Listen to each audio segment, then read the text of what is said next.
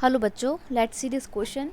And here this question say, in the question given below, there are two statements marked as assertion and reason. Read the statement and choose the correct option. assertion और reason based question है आपके. देखिए option ये रहे.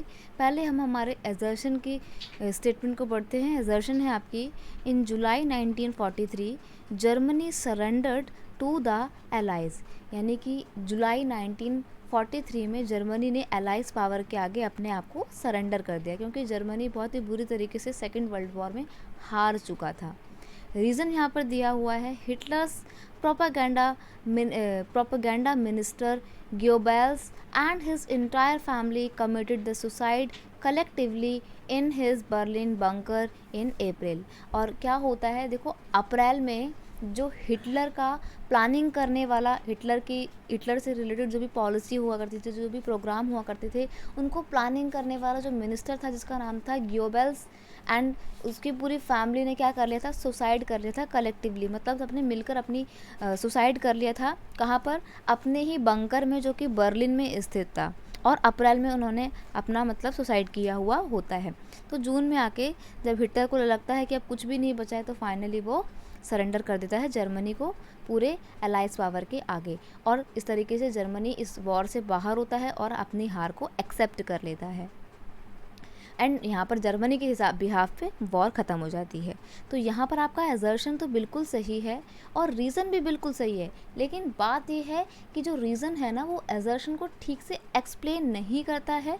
तो इसलिए आप option B पे टिक करेंगे कि both A and R true, but reason is not correct explanation of assertion. Reason बिल्कुल सही तरीके से एक्सप्लेन नहीं करता है. यहाँ पे क्वेश्चन का की कॉन्सेप्ट है end of the second world war, क्योंकि हम सारी बात कब की कर रहे हैं, जब वर्ल्ड वॉर ख़त्म होने के कगार पे था, एंडिंग चल रही थी सेकेंड वर्ल्ड वॉर की.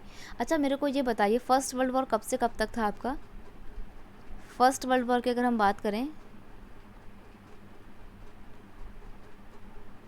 फर्स्ट वर्ल्ड वॉर था 1914 से लेकर आपका 1919 तक. और अगर हम सेकेंड की बात करें,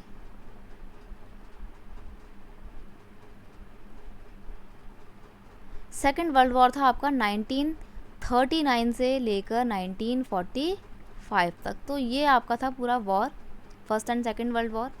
देखिए एंड कैसे होती है, at the end of the war, यानी कि जब बिल्कुल ख़त्म हो जाता है युद्ध जर्मनी से और जर्मनी हार मान लेता है, फिर क्या करा जाता है, an international military tribunal at the Nuremberg was setup. तो न्यूरमबर्ग में, जो कि जर्मनी में ही था, वहाँ पर एक इंटरनेशनल मिलिट्री ट्रिब्यूनल बनाया जाता है टू परसिक्यूट द नाजी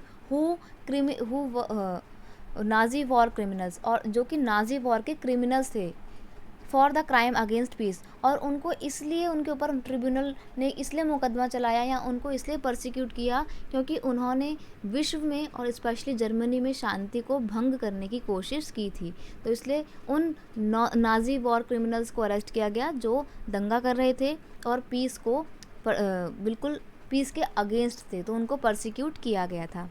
यहाँ पर आपका एजर्शन और रीज़न बिल्कुल सही है, लेकिन रीज़न एजर्शन को क्योंकि सही से एक्सप्लेन नहीं करता है, इसलिए ऑप्शन बी बिल्कुल सही आंसर है. तो option B is your final answer. I hope you understand it well. Best of luck.